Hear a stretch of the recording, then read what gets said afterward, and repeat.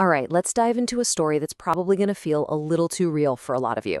It's a story about failure. 15 failures, to be exact. It's about building something you love, pouring your heart into it, and then nothing.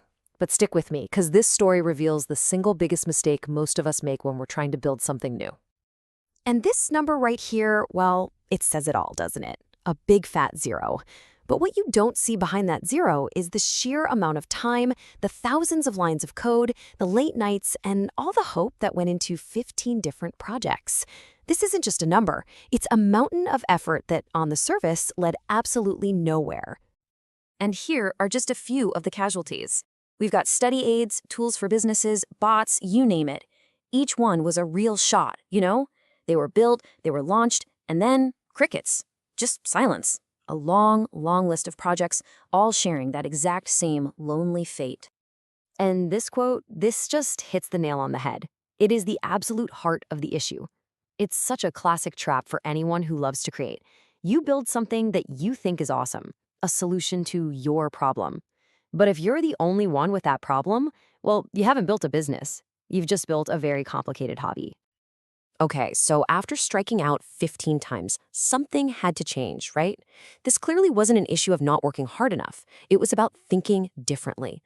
A totally fundamental shift in approach was the only way to break this painful cycle. So what was it?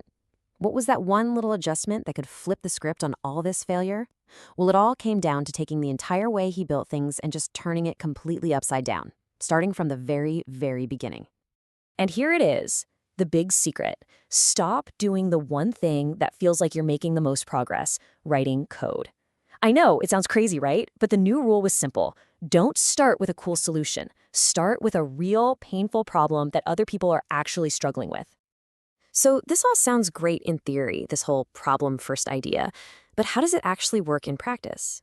I mean, it's one thing to say it, but it's a whole other thing to go out into the wild and find a genuine business need that people will pay for. The problem he landed on was this thing you could call a marketing blind spot. Now, think about QR codes. You see them everywhere, right? On posters, on restaurant menus. Businesses use them all the time. But here's the thing. When you scan one, they have no idea who you are, or where you scanned it, or when. It's just a void. And the difference here is just night and day. A normal QR code is basically just a dumb link. It gets you to a website, but it gives the business zero insight. The solution? QR Analytica turned that dumb link into a smart one. All of a sudden, a business could see in real time who was scanning their stuff, what time of day, and from where. That big blind spot, it was suddenly full of incredibly valuable data. Okay, so this is the moment of truth. After 15 projects that earned a grand total of $0, what happens when you finally build something that solves a real, painful problem for someone else? And there it is. The first sale, 99 bucks. I mean, that one transaction was more important than all the blood, sweat, and tears from the previous 15 projects combined. It was actual proof, cold, hard cash, that somebody out there in the world valued this thing enough to pay for it. And then, another one. Now this was huge. The first one could have been a fluke, right? Maybe a friend feeling sorry for him. But a second customer, that's not luck. That's a pattern. That's the beginning of real market demand. The creator really said it best himself. It's not $1 million, but it's validation. And that's the whole point. In the beginning, validation is the only currency that really matters.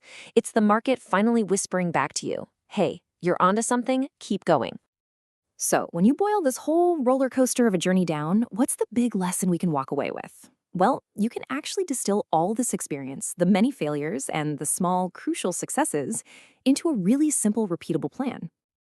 It all comes down to these 3 simple steps, and the order is absolutely critical. First, find a real pain point. Second, make sure people are actually willing to open their wallets for a solution. And only after you've checked those 2 boxes, then you can write your first line of code. It's a framework designed to save you from building your own list of 15 failed projects. So yeah, this journey from zero to validated really hammers home that one powerful lesson: find the problem first. But you know, every single project, whether it's a huge success or a total flop, has something to teach us. And that kind of brings us to one last question I want you to think about. What's the single biggest lesson a project has ever taught you?